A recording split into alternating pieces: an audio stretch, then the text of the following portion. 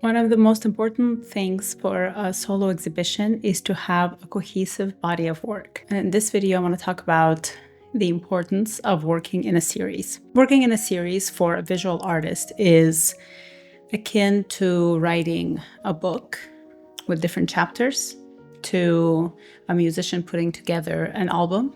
It's taking an idea and approaching it from different directions using the same themes to speak to something in a cohesive way. Oftentimes, it's really hard to say exactly what you're trying to do in one piece. And as you express yourself through the series, you go through a deeper dive into this theme. And oftentimes, you'll surprise yourself while working on a specific theme. And over time, when you look at the artists of the past, what you'll see is whatever they're dealing with their lives will oftentimes reflect in their work. And because we continuously evolve, our work evolves. But I really think if you're a professional artist who wants to show their work in a cohesive manner, it's a good idea to work in series. And it's also a reflection of what you're going through as an artist. For instance, when I put together my first 2 series of works, this is during my senior year, and it was just senior studio practice. And at the end of the year, you had a senior exhibition, and you had to present in a cohesive way this body of work.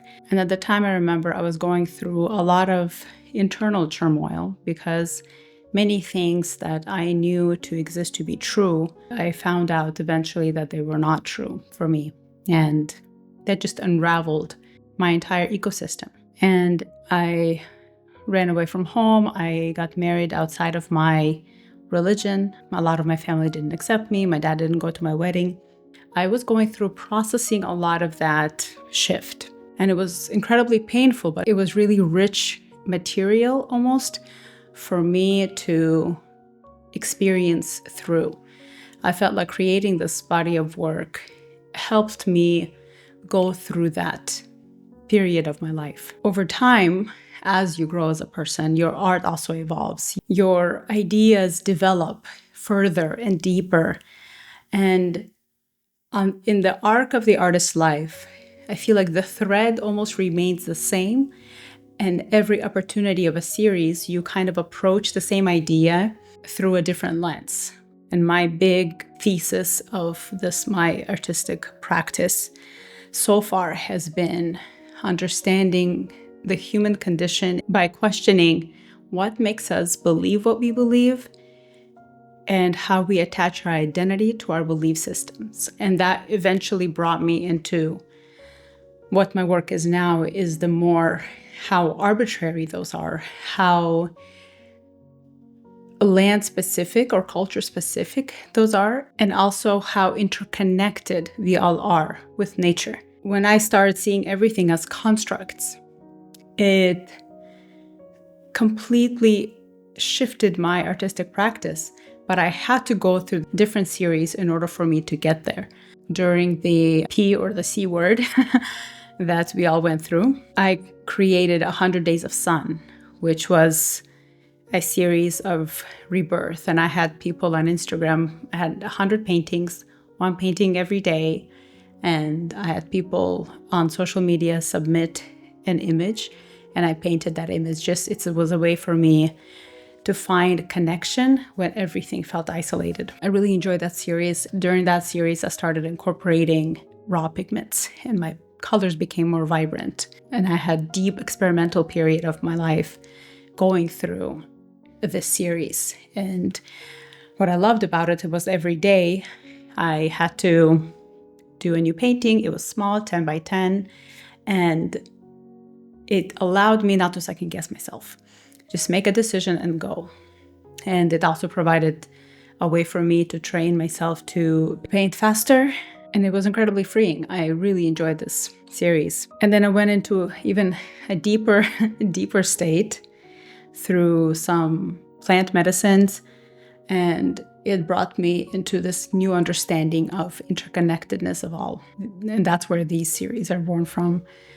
The landscapes that we carry through different cultures and how arbitrary these lines on the map are And it is so important for us to expose ourselves to other cultures because it blurs the lines and we can see how very similar we are, yet we have differences.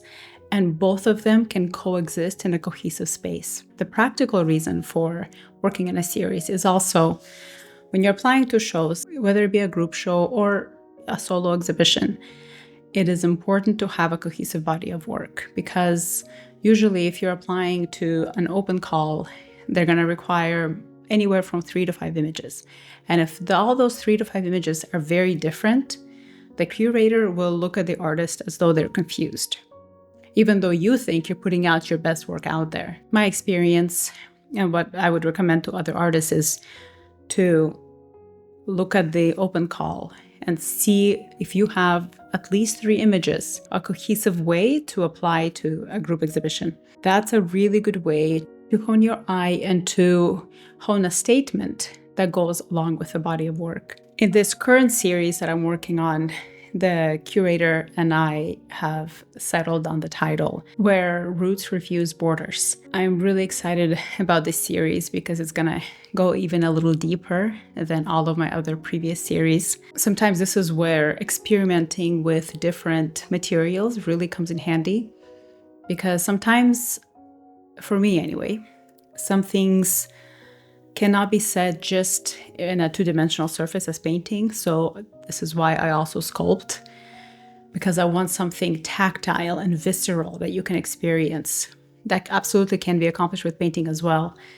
But I also like that three-dimensional effect to complement with my paintings as well for the show. And I'm really excited to show you guys what the entire show looks like. It'll be April 3rd.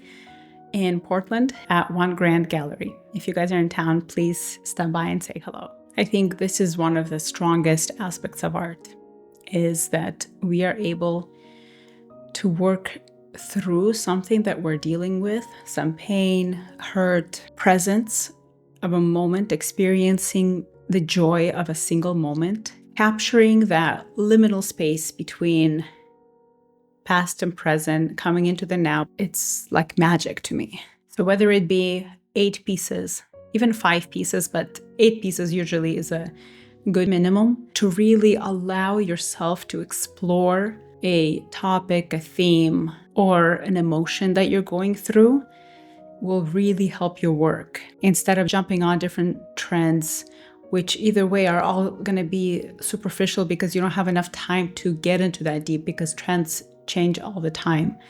And this is from the place where you create real, honest work. Is if you've ever done this exercise of painting the same thing every day, and what you'll find is that every single one of these paintings is going to be different because every single day you show up as a slightly different artist.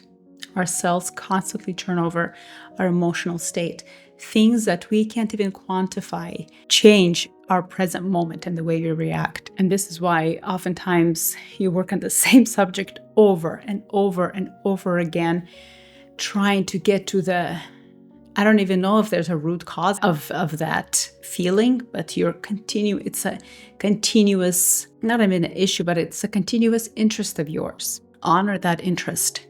Follow it, and through that you can approach it in so many different ways, through many materials, through different processes. All of those will create a different body of work, grow you deeper as an artist, and really enrich your artistic lives. You will begin to understand yourself in such a deeper way and have a real relationship with the muse or inspiration when you have those spaces of openness to continuously stay true to yourself as an artist. And a lot of times we're still working on the same theme, but because we keep looking at things around us and we're constantly exposed to different things, we notice them and it impacts us. That exchange of energy also enriches your work, even when you're working with the same theme. And then you have multiple series that you can present, you can apply with, and you can get to know yourself better as an artist, as a person, as a human. Because when you're sharing this work with other people, we can predict with what people this work will resonate with. For instance, I do a lot of figurative works, masks, abstract landscapes that feel more body focused. And other individuals, even though I'm working with a very similar theme, but different approaches to get to the maybe heart of the matter, maybe not root, because I don't think it's like not one little thing that starts it. I think it's multiple things. And because we contain multitudes, that oftentimes it's not a linear process. When you share your work, a different person will have a very different reaction to every single series of your works. They'll have an echo of each other, but some will resonate with one series and others will with another series. And sometimes it's almost impossible to grasp everything in one. And that's what the beauty of art is. It's like a continuously living organism of this exchange of energy that happens between the creator, the viewer, because the viewer itself creates their own expression by their experiencing of the piece. It's the same with music. A musician can start out creating a whole album of work, and somebody from a different part of the world can resonate so deeply with that work. One of my absolute favorite albums of all time is Exile by Jeffrey Oriyama. I don't understand the language, but I deeply feel what he's singing about within my body. And music is, I think, one of those languages that is understood by the body, not by the mind. And I think visual art is the same. You understand it viscerally in your body, because our body holds a lot of knowledge, because we are 75% water and there's no new water on earth, and water holds memory. Our experience continuously recycles. It makes our souls ancient. And I think that's just such a beautiful thought. Thank you, and I hope you have a wonderful week, and I'll see you next week.